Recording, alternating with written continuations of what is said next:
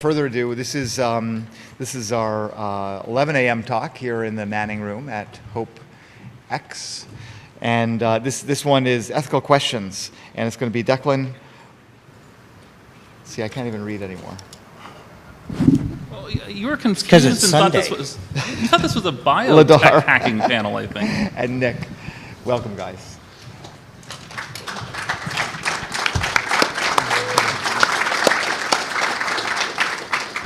Okay, thank you folks for joining us today. I should say by way of full disclosure that my bio on the HOPE website is a little out of date. I left CNET/CBS a few months ago to found a news-related startup. You can find out more about it and sign up for the beta at recent.io, recent.io.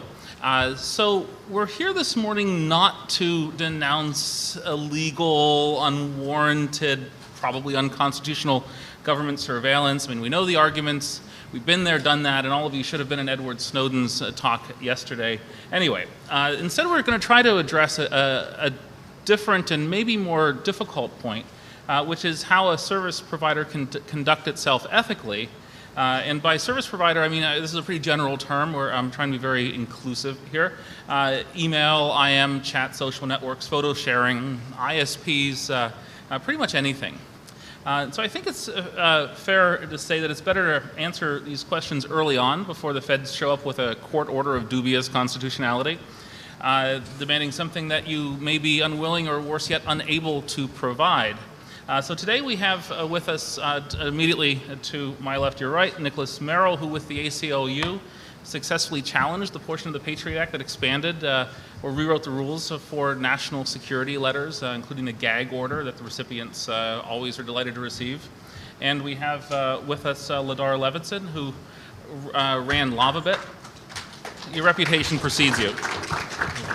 Which for folks of you who are not clapping, and probably should have been for both of them, it was used by Edward Snowden, an email provider. The feds last summer obtained a search warrant demanding that LavaBit turn over the private SSL keys that protected web traffic to the site.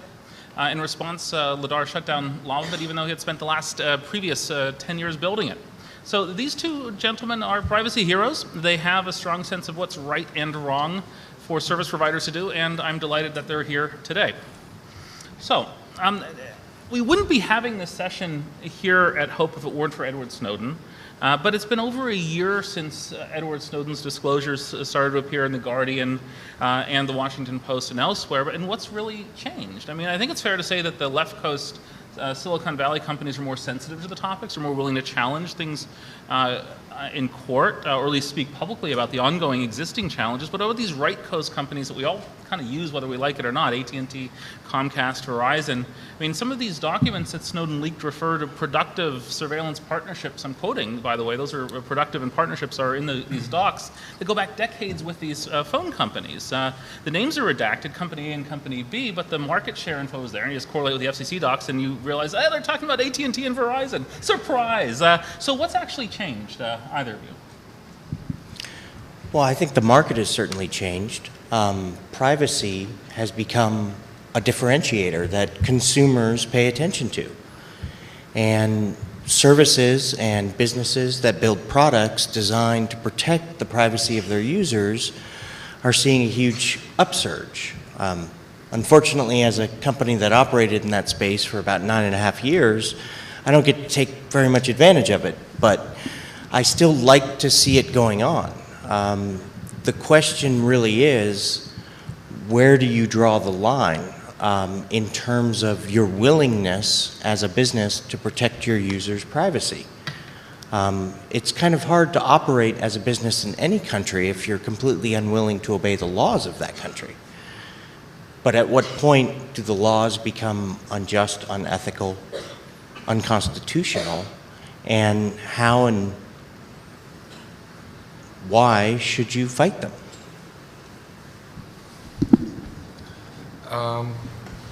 One of the things that I think has changed from my perspective is I've been feeling, and a lot of people I know have been feeling, this growing lack of trust in the public source cryptography that's out there. There was a little bit of news about NSAs working within all the task forces that define the different crypto protocols, in particular like the NAIST curves, and it's led me to sort of back up a bit and start to wonder about all the weird little occurrences, the heartbleed bug, a couple of other things where just like one line of code was added and it undermined an entire set of libraries that was underpinning a lot of the web traffic that people wanted to keep private. And so it's led me to start to think more about the idea of layering lots of different protocols. And kind of going even beyond like a belt and suspenders approach to like belt and suspenders and duct tape and string.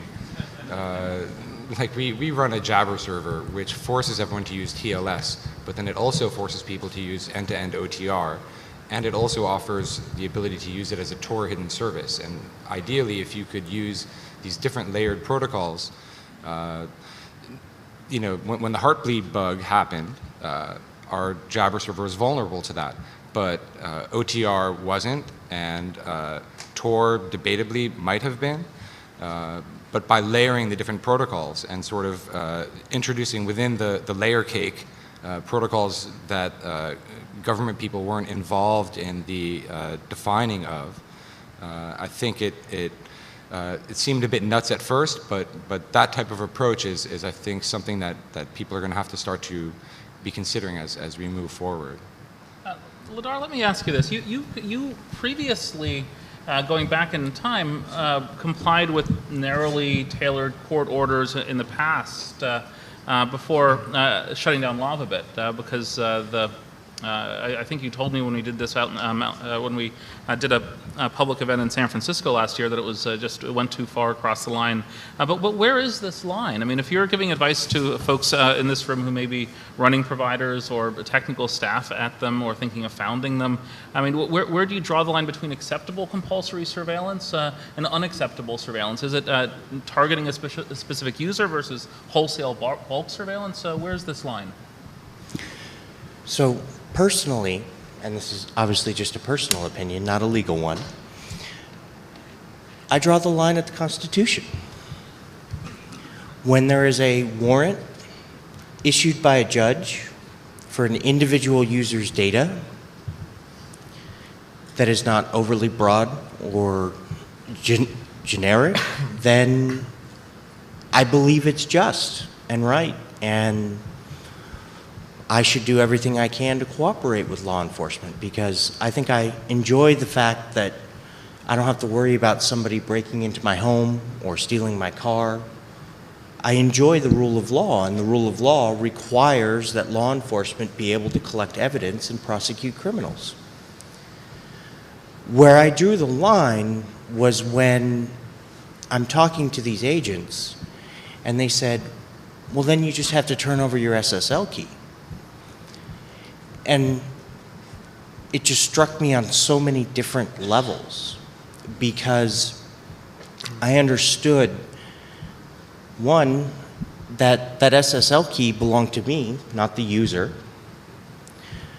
Two, that from a technological perspective, because they had no idea where the suspect was connecting from, they were going to have to decrypt and inspect the contents of everyone's email passing through the server, just to presumably isolate the information that they were going after. And three, I was completely uncomfortable with law enforcement having unfettered, unaudited, unmonitored access to all of this information that I felt it was my primary responsibility to protect. So for me, that wasn't just a toe over the line, that was what line?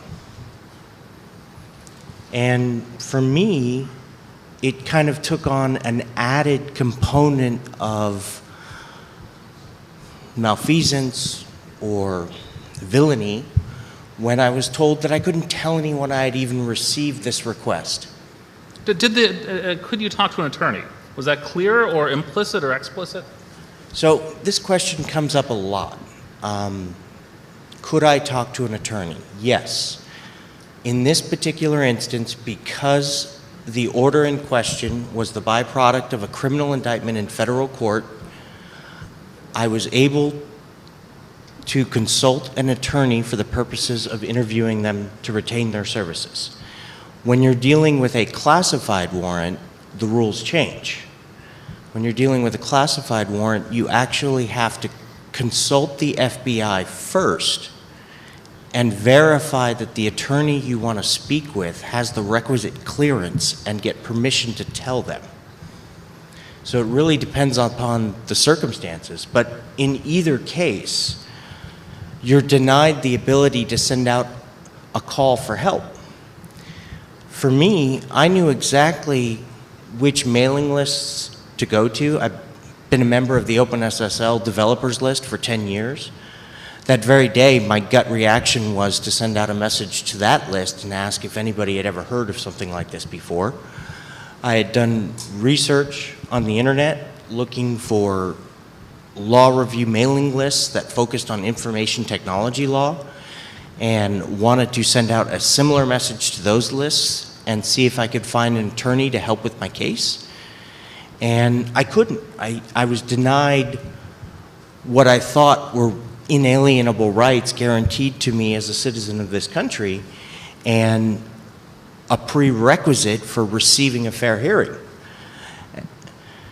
I mean, the list goes on, but it really changed my thinking about where to draw the line.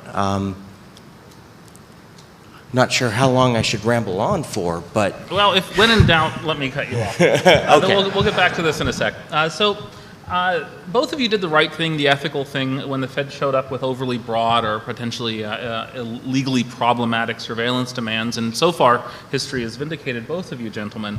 But these were small businesses. So Nick, you were trying to raise a few $million a few years ago when I interviewed you for CNET. Let's say that you're running an ISP or email provider and you become wildly successful and Emmanuel plugs you on Off the Hook and Snowden Ellsberg joins your board and everyone in this room who's kind of slacking right now turns into a paying customer. You do an IPO and you get 100 million users, and the feds come calling with a surveillance demand. They have a court order, and they were requiring you to install what they're saying is a custom port reader box on your network. It's been designed by the feds. The FBI is a laboratory just for this in Virginia, and they say it's going to only intercept metadata.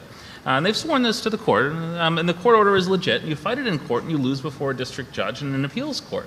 So what do you do? Do you shut down and strand your 100 million users and get sued by your investors? Well, what do you do ethically here?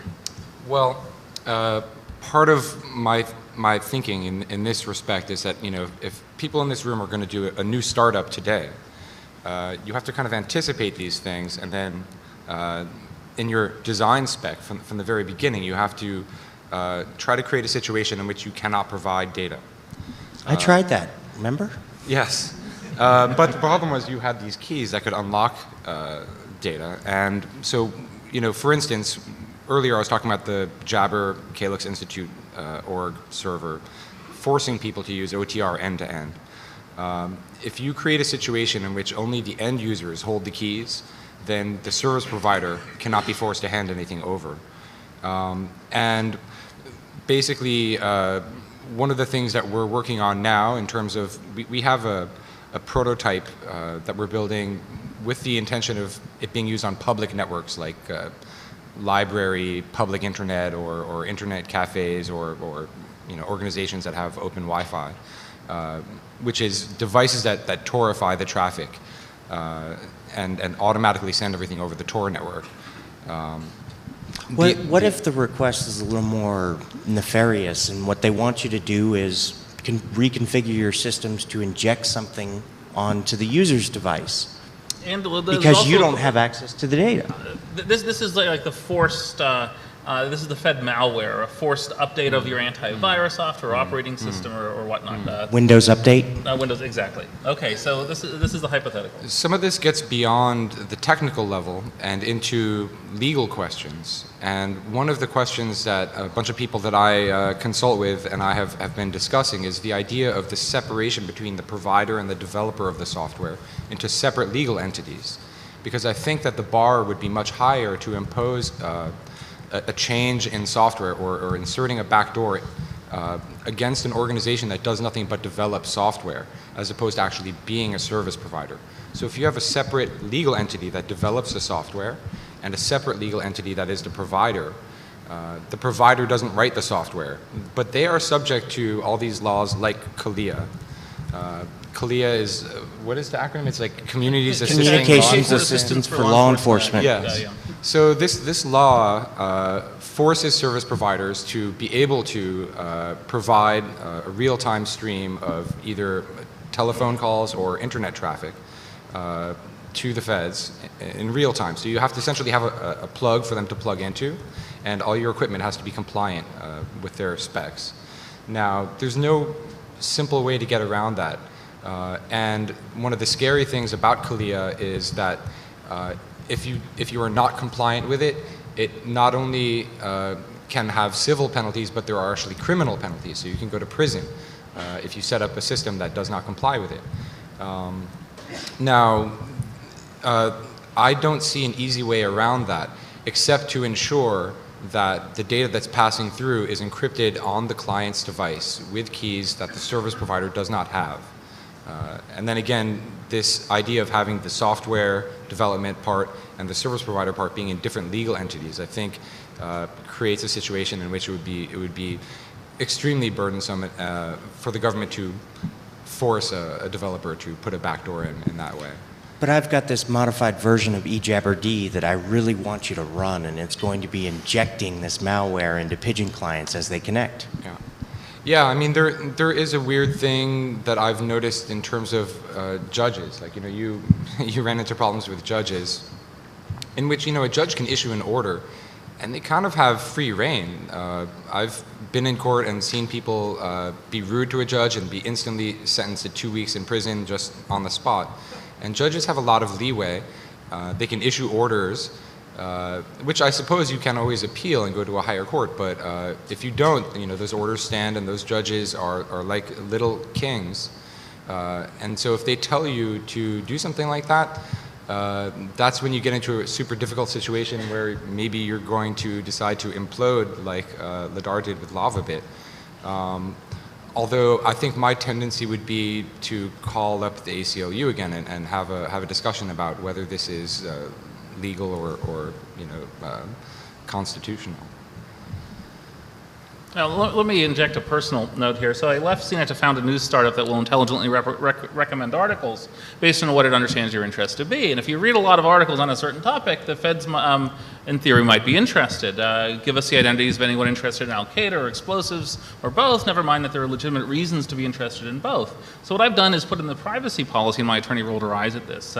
As of today, we have not received any legal process or demand from any federal, state, or local government, no NSLs, civil subpoenas, search warrant, FISA orders, etc. We received no legal orders requiring us to monitor users' future activities or to modify our service. If we do receive any form of compulsory process, etc., etc. Is this is kind of a warrant canary in a privacy policy. Is this something that an ethical company should do? What would you recommend in this case? Or just not offer the service at all? So this reminds me of a conversation I had with the prosecutor in my case after the hearing I had in DC, where I tried to explain to him, amongst many concerns, one of the ones that I had was continuing to advertise my service as secure once I had knowledge of a little black box on my network sniffing up all the traffic and knowing that SSL was no longer protecting the information as it traversed the wire. And I said, well, could I at least modify my site to remove, some of these marketing materials? And he said, no, you can't make any changes to your site or your materials that would in any way indicate to the suspect in the case that there may be an investigation going on. But this is an FBI agent. This was an assistant U.S. attorney. So this was an senior AUSA. assistant U.S. But this is not the same as a court order saying. AUSAs make claims that may or not be legally grounded. But I think Nick wanted to jump in with a thought. Warrant canaries, I've always thought that they're an interesting idea, and I love legal hacks of that sort. I've had talks, though, with really knowledgeable civil liberties attorneys who kind of laughed and said, you're going to be charged with contempt if you try that. But someone has to try. I would love to see it happen. I don't know that I want to be that person. So I'm not convinced 100% that it would work and that it wouldn't result in someone going to prison, but it would certainly be nice to see someone take that stand. You know, there was another legal hack that I floated that was kind of similar, like a trick in that I was talking about what about if you made your passphrase for your key an incriminating statement. So you say something like, on the 5th of July, 1982, I stole a car and drove it into a river. And that way you could plead the 5th and refuse to give your passphrase. But then they'll give you use immunity and say we're not going to prosecute you for it. Yeah, unless it's murder. I was but going then to you have say to we need to carefully check with a choose what lawyer your on that statement one is, first. you know? To It kill could be someone to something, make it really convincing. right, Okay, right. maybe we're not going to go down this path. This may not be the ethical approach. But these things, I think you'll get thrown in jail. That's what I've always been told. Are there some services that maybe we just can't ethically offer? Let's say there's a new company called Know You Better that's going to give you a free computer, but we're going to like analyze everything on your phone, everything, assuming a rooted phone, the contents of your phone calls, everything on your PC. You'll plant audio I bugs thought in your schools house. were doing that. Hold on. The GPS trackers in your phone. It would actually be a really good personal assistant. It would be like a real Jeeves in your pocket. But it might be a one-stop shop for government surveillance. Can we just draw the line and say it's unethical to ever offer this? Hell yeah. This is why you do not. This is why you're not living in Silicon Valley right now, I think. It is completely unethical to give somebody a device without informing them that the sole purpose of that device is to collect personal information on them. You get a free computer, you get a free phone out of it. It just tracks you. I mean, you disclose this all. I mean, there are a lot of things out there. You could argue that Google and Facebook and your mobile phone are what you just described, except that they don't advertise it as being a tracking device. And in the case of your phone, they make you pay to carry the tracking device. Well, there is the idea of informed consent. So, you know, are we in a situation where the person has been informed and given their consent to be monitored, say, in participating in some academic research study? That is at a very different level than, say, manipulating data on a large social networking site and seeing how it influences the mood of your users. Well, I'm not going there. That's a different topic. We could spend a whole day on that. So, but both of you are. I mean, you mentioned Google and Facebook. You're kind of proposing an alternative to Google and Facebook, and maybe you even want to compete with them at some level. But can I ask you this? Are some of these let's assume that the right coast companies with these long-standing, decades-long partnerships, they're probably not going to change their response right away, but maybe the left coast companies are different. I mean, I was the first to disclose last May, before anyone ever heard of Edward Snowden, that Google was fighting the feds over not just one but two national security letters, including one here in New York. Google adopted forward secrecy before anyone else and turned on HTTPS by default in 2010. Yahoo didn't until earlier this year, and last I checked, still doesn't support forward secrecy.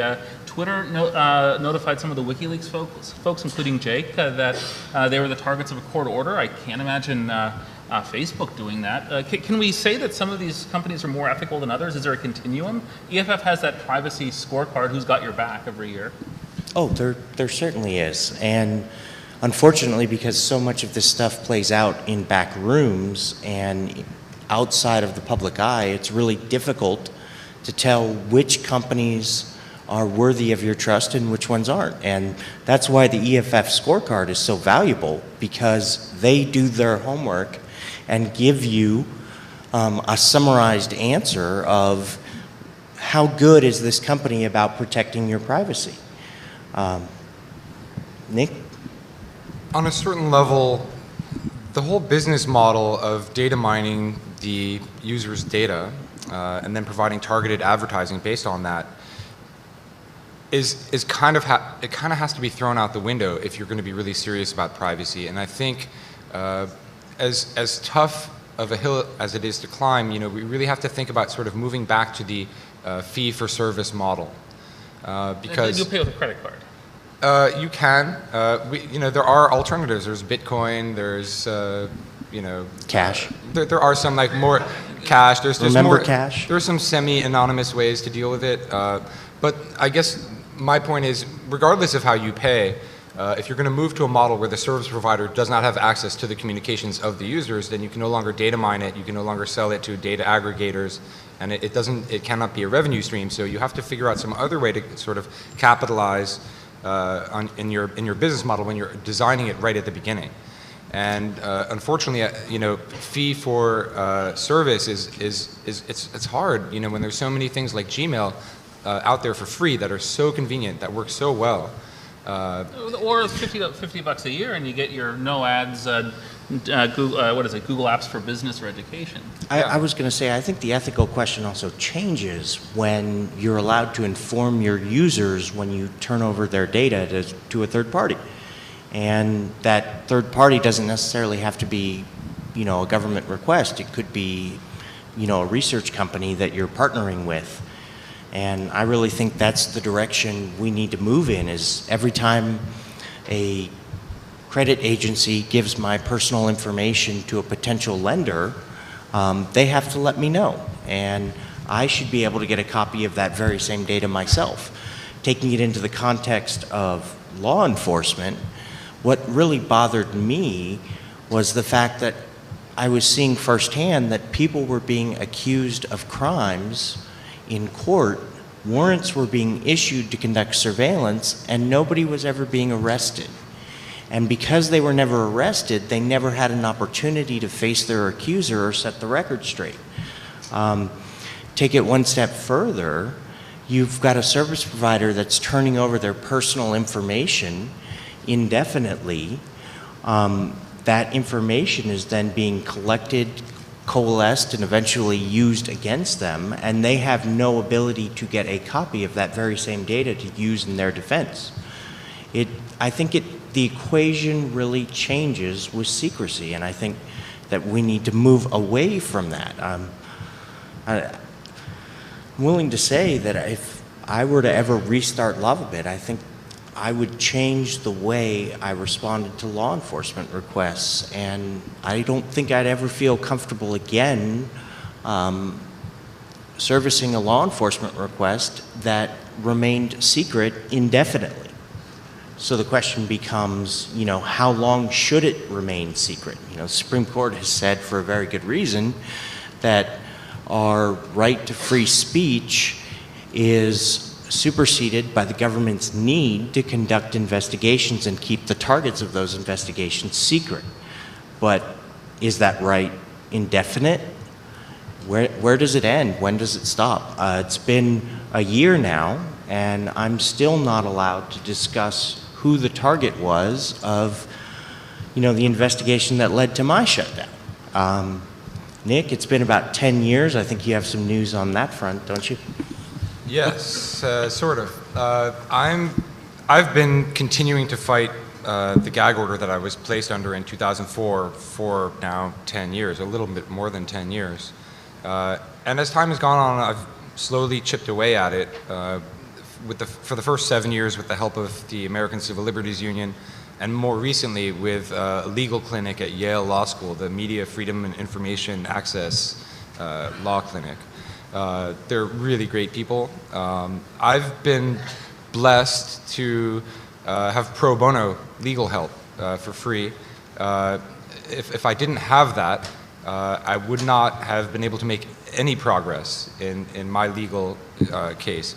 The most recent thing that happened a few weeks ago was that I finally earned the right to talk about the target of the underlying investigation in my case, because now the FBI finally admits that there is no underlying investigation there.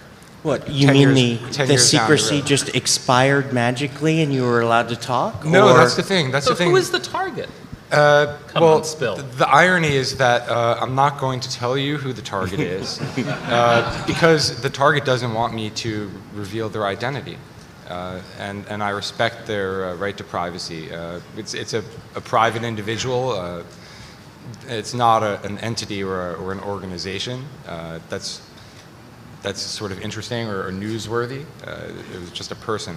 So I don't want to like reveal their name, but I finally could tell my wife, you know, that I've now been married like 4 years, and I was finally able to like explain to her exactly what happened. However, I'm still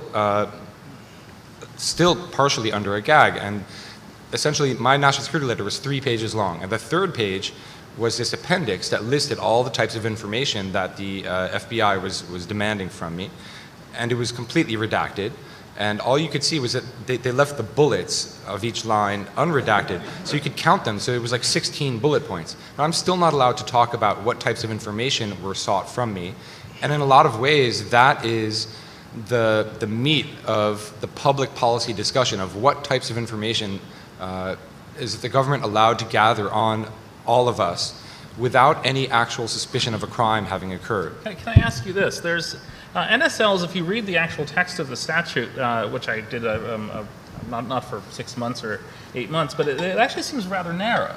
But I've heard, not from you, but from other folks, that the government's interpretation has expanded over the years. Would you generally agree with that statement or disagree? I don't know how they're being used. I mean, thank God I've not received another one, although, you know, I would love to have another crack at challenging the statute. And I was always disappointed that what happened in my case was that we won at the lowest court level, and the NSL provision was ruled unconstitutional, and then we kept winning, and eventually the government withdrew the letter, which removed my legal standing to challenge the illegal search. And I think, you know, they didn't tell me, and I can't read their minds, but I think that this was a tactical move for them to avoid losing in the Supreme Court, which would have potentially invalidated the entire Patriot Act, and there was a lot at stake for the government. But it left a bitter taste in my mouth because essentially they just ran away, and the issue wasn't able to be adjudicated, you know, so we don't know what the Supreme Court would say on that, and I feel like that this issue of warrantless surveillance has become, whether it's because of political infighting and wanting to slam the current president or for whatever reason, but it's become a huge bipartisan issue in a way that it wasn't several years ago. And I would be curious to see how the court would rule on warrantless surveillance. But we haven't, every time that a person or an entity has challenged national security letters at the constitutional level, there was my case, and there was the Connecticut librarians, and there was also the Internet Archive out in San Francisco. Every time that someone has shown willingness to take it all the way to the top, the FBI has always withdrawn the letter and just said, okay, like we don't want that data anymore, seemingly for tactical reasons, to avoid actually having the courts rule on the legality of it. Let me, Well, I was going to say, I think it's pretty clear the FBI thinks they can get access to anything that they want, even if it doesn't reside in this very country. But what I was going to ask you, Nick, is how long do you think it's ethical to keep the name of a suspect in an investigation secret? You know, that's the thing. I mean, I was looking for a number. I don't know. Like I don't claim to be an expert in law enforcement, and It's not a legal question. I think that there should clearly be some type of a statutory limit set. You know, whether it's going to be 30 days, 90 days, or some number has to be set. It can't just be that hundreds of thousands of NSLs go out and every recipient is gagged, and then they're gagged forever. That was ruled to be unconstitutional repeatedly. So the fact that the courts, the lower courts and the appeals courts, have all said that this is a violation of First Amendment rights, and that it continues to go on and on is completely unacceptable. But I think, and this is kind of conjecture, but I'm pretty sure that the vast majority of NSLs go to the big providers. They go to AT&T, to Verizon, you know, to Comcast, et cetera, and unless those companies are willing to take these challenges all the way to the Supreme Court, I don't see how we're going to find out the answer to the ultimate constitutionality. And they've shown zero willingness to do so. Let me open this to the audience. We promised, the folks at Hope promised wisely or unwisely, that we would give you the opportunity to ask questions about things like software design, API design, network design, policy. So we're here and at your disposal. If you want to identify yourself, feel free. If not, it's a hacker conference. You can make something up. I'll use my name on my Verizon prepaid cell phone, John Doe.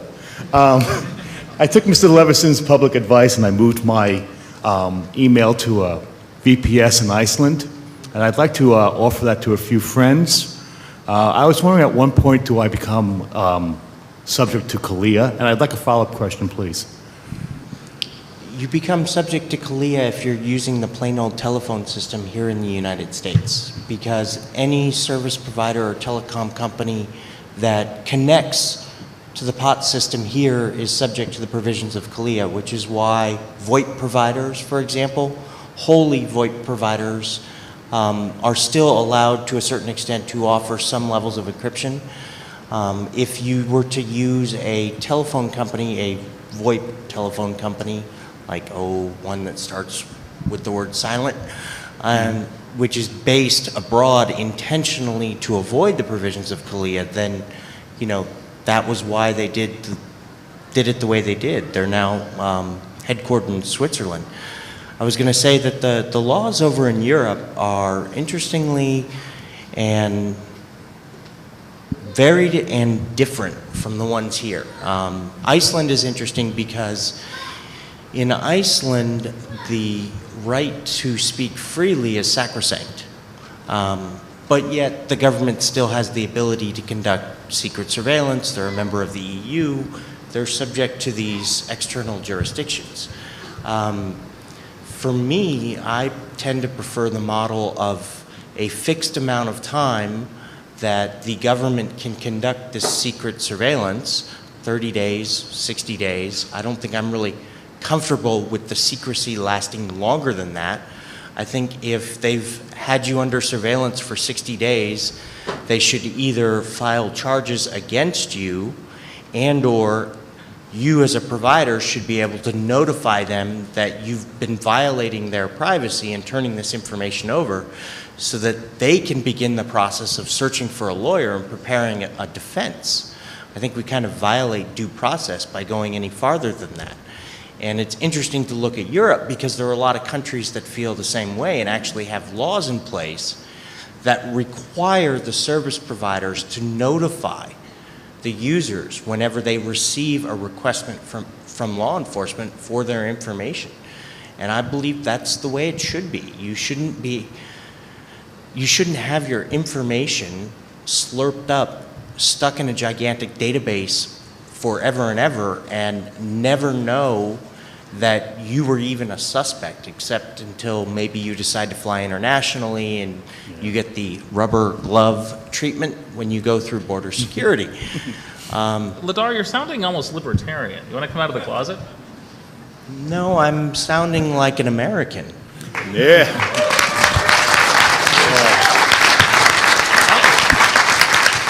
Good applause line. Okay, with that, there's also one thing to keep in mind is that the FBI, probably acting as a proxy for the NSA, has been trying to expand CALIA for something like 8 years. If you do some searches for Going Dark, this is the name of their initiative to convince Congress to expand CALIA to things like social networks, email providers, not your traditional telecommunications providers. Going Dark, thank you. And my follow-up, Mr. Levison, I understand that being formed as an LLC caused issues for your representation when you had to go to court. Was that the case? And no. Would you recommend a specific form of organizational formation? So it's interesting. I've learned a lot about the law in retrospect, and one of the things that I learned is that typically an LLC, a corporate entity, is actually not allowed to appear pro se or without counsel. But it's interesting because the appellate court decided to overlook that for the very same reason that the judge did, that they were in such a hurry to drag me into court that I was effectively afforded about 4 days to find an attorney to represent me in court in Virginia, which is about 1,000 miles from my home. And because I was dealing with a secret proceeding, I would have to call each individual attorney one by one, explain the circumstances of the situation to them, which would take anywhere from 2 to 4 hours, depending on how quick the attorney was, and then ask for their advice about how to proceed.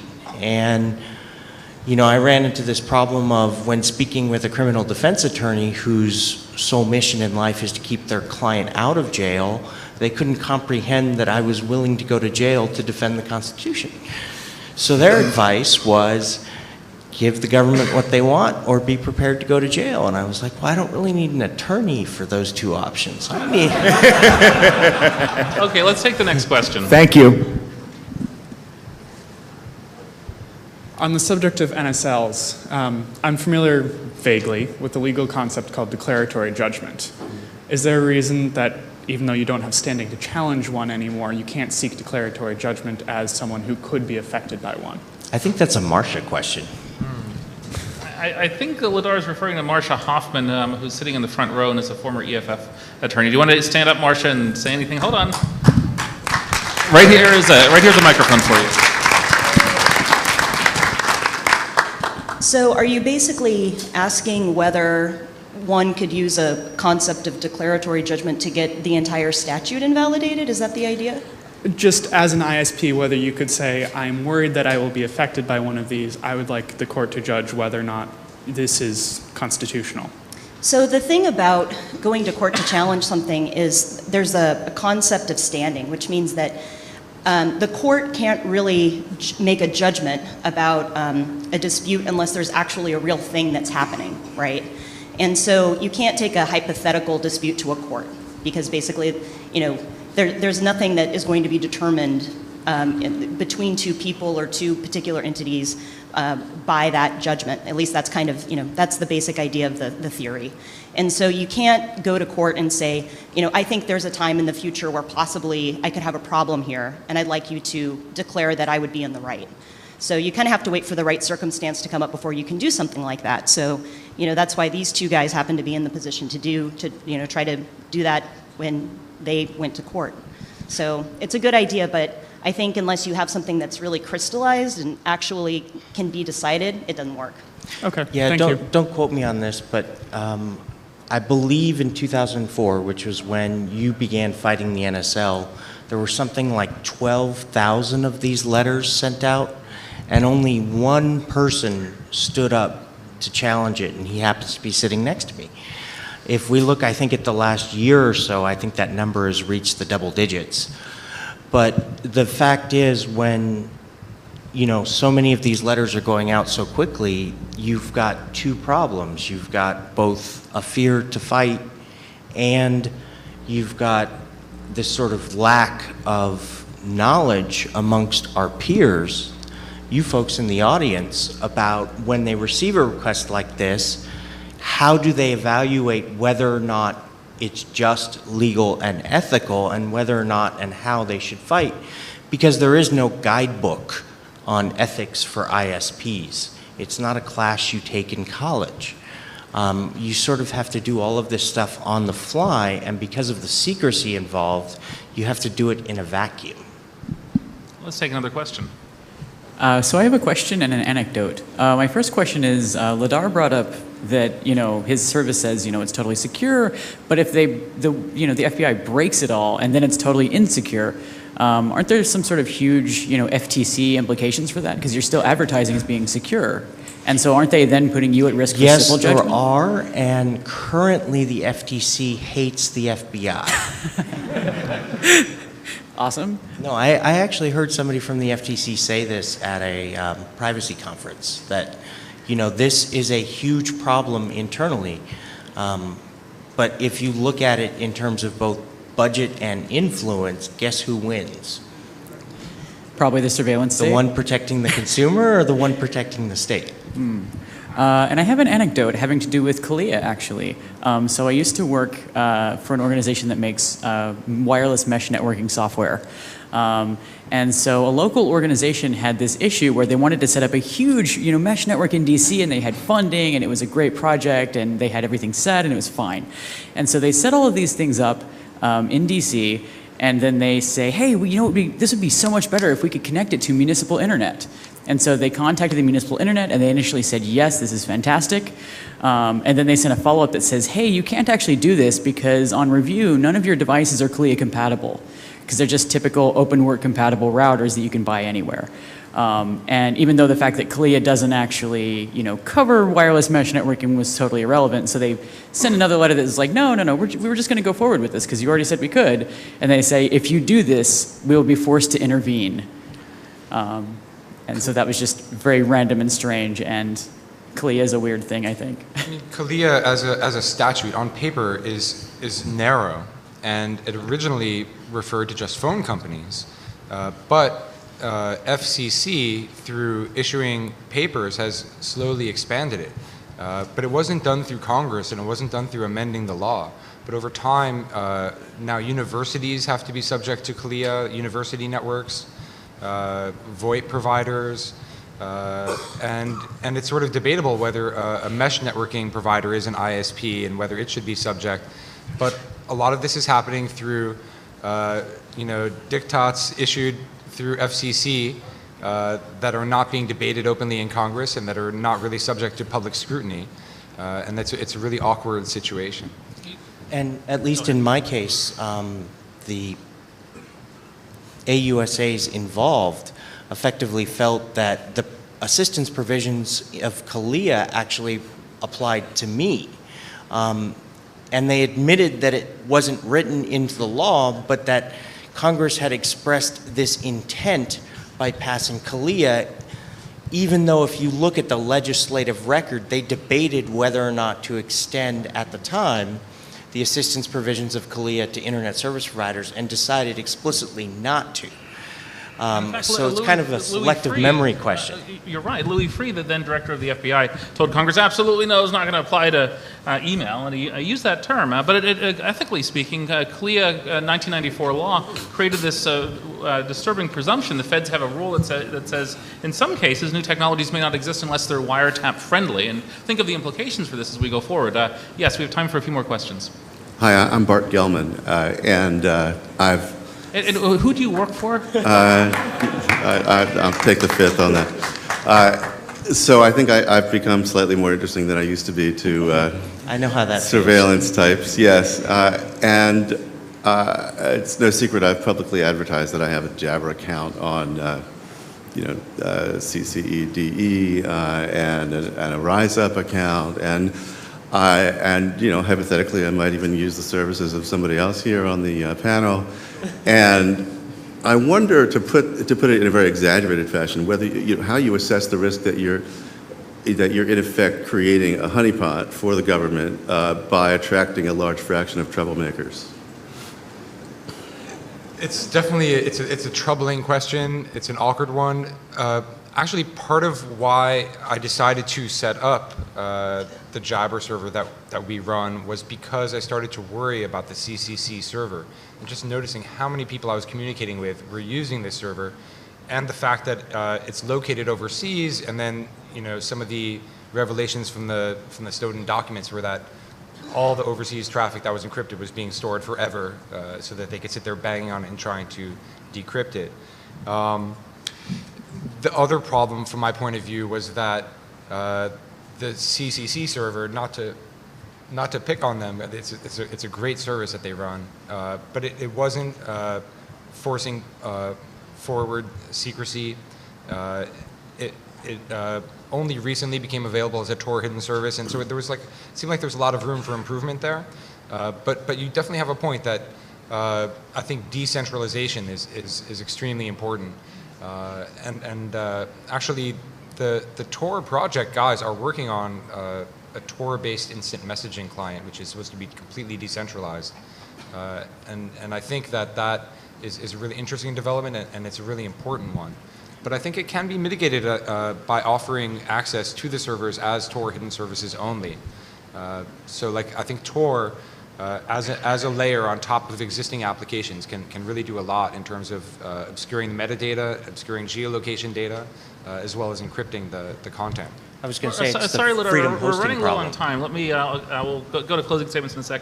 One more quick question, only one, please. It's a comment, actually. There wasn't an unanswered question. I feel there was. I think the question was, how long is it ethical to keep records from the feds, basically? And I would answer to that It's basically indefinitely.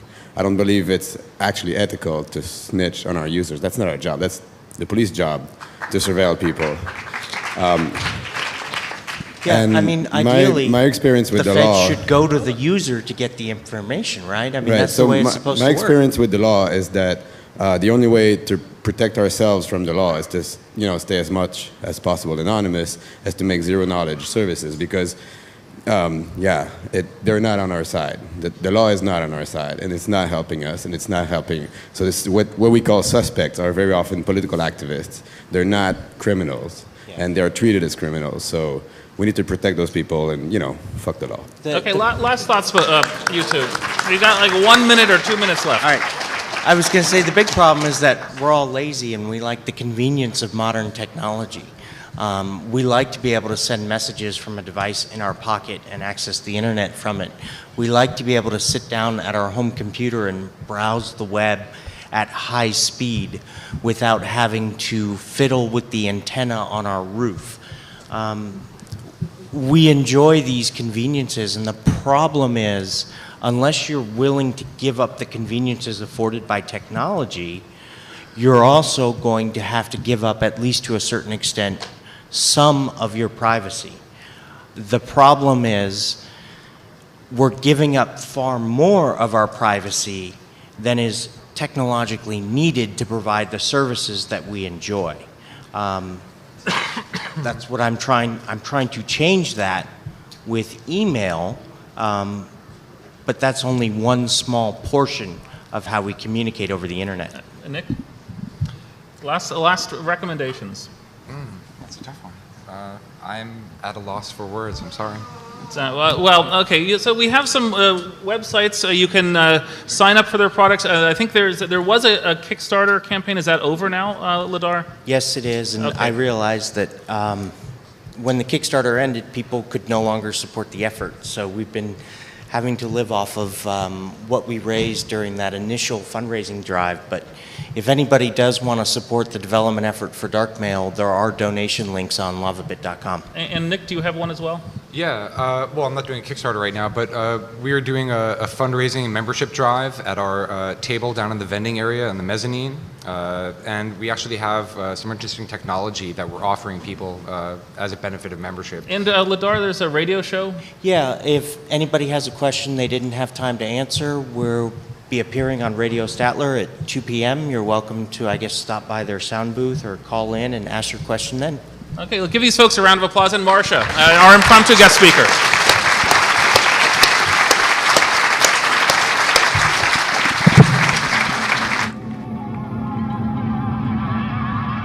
I don't have to worry about somebody breaking into my home or stealing my car. I enjoy the rule of law, and the rule of law requires that law enforcement be able to collect evidence and prosecute criminals. Where I drew the line was when I'm talking to these agents, and they said, well, then you just have to turn over your SSL key. And it just struck me on so many different levels, because I understood, one, that SSL key belonged to me, not the user. Two, that from a technological perspective, because they had no idea where the suspect was connecting from, they were going to have to decrypt and inspect the contents of everyone's email passing through the server, just to presumably isolate the information that they were going after. And three, I was completely uncomfortable with law enforcement having unfettered, unaudited, unmonitored access to all of this information that I felt it was my primary responsibility to protect. So for me, that wasn't just a toe over the line, that was what line? And for me, it kind of took on an added component of malfeasance or villainy when I was told that I couldn't tell anyone I had even received this request. Could you talk to an attorney? Was that clear or implicit or explicit? So this question comes up a lot. Could I talk to an attorney? Yes. In this particular instance, Further ado, this is our 11 a.m. talk here in the Manning Room at Hope X, and this one is ethical questions, and it's going to be Declan. See, I can't even read anymore. Well, you were confused 'cause it's and thought Sunday. you thought this was a biotech Ladar. hacking panel, I think. And Nick, welcome, guys.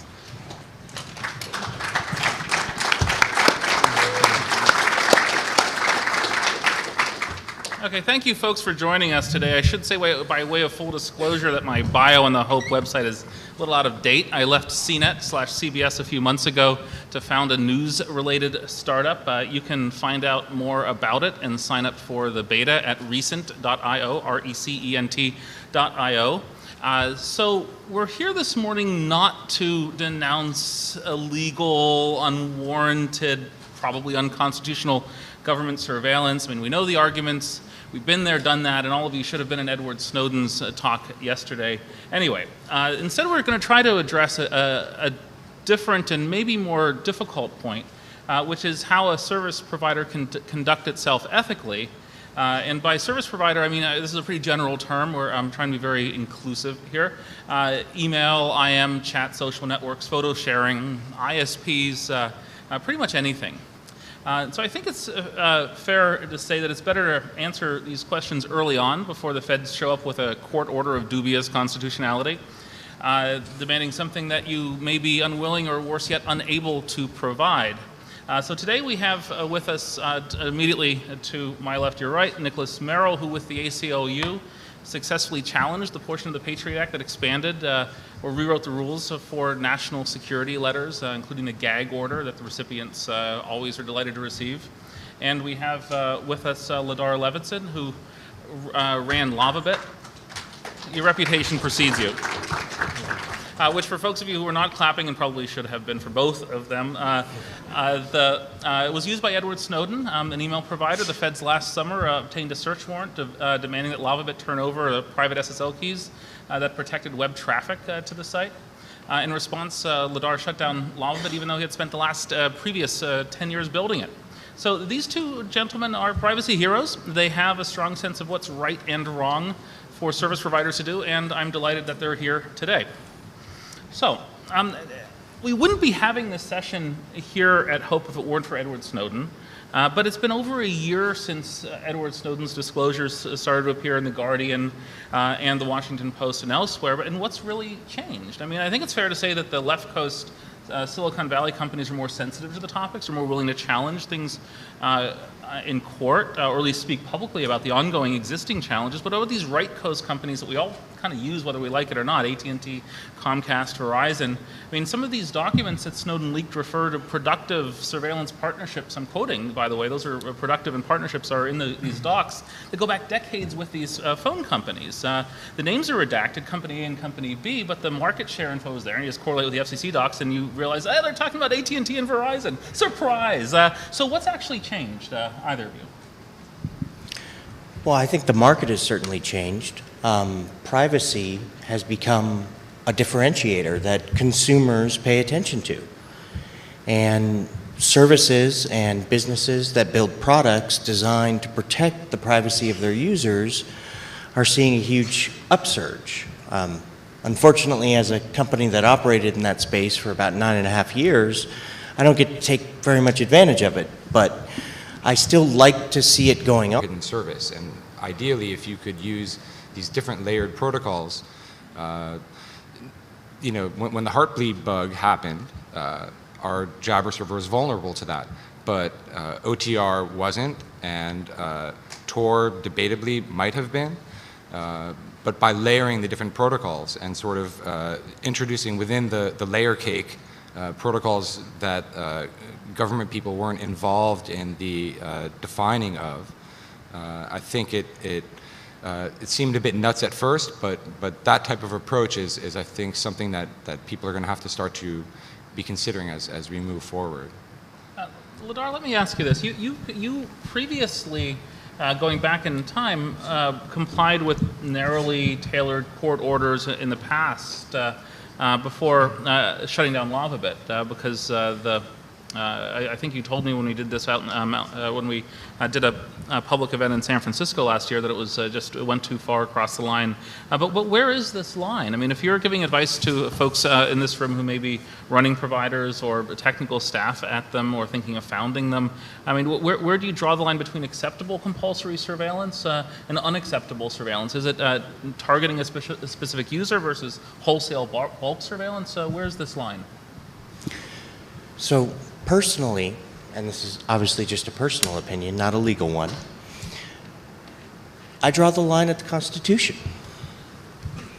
When there is a warrant issued by a judge for an individual user's data that is not overly broad or generic, then I believe it's just and right, and I should do everything I can to cooperate with law enforcement, because I think I enjoy the fact that the question really is, where do you draw the line in terms of your willingness as a business to protect your users' privacy? It's kind of hard to operate as a business in any country if you're completely unwilling to obey the laws of that country.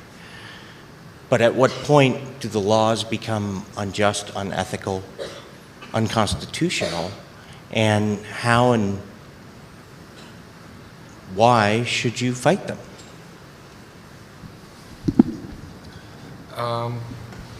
One of the things that I think has changed from my perspective is I've been feeling, and a lot of people I know have been feeling, this growing lack of trust in the public source cryptography that's out there. There was a little bit of news about NSA's working within all the task forces that define the different crypto protocols, in particular like the NAIST curves, and it's led me to sort of back up a bit and start to wonder about all the weird little occurrences, the heartbleed bug, a couple of other things where just like one line of code was added and it undermined an entire set of libraries that was underpinning a lot of the web traffic that people wanted to keep private. And so it's led me to start to think more about the idea of layering lots of different protocols. And kind of going even beyond like a belt and suspenders approach to like belt and suspenders and duct tape and string. Like we run a Jabber server which forces everyone to use TLS, but then it also forces people to use end-to-end OTR, and it also offers the ability to use it as a Tor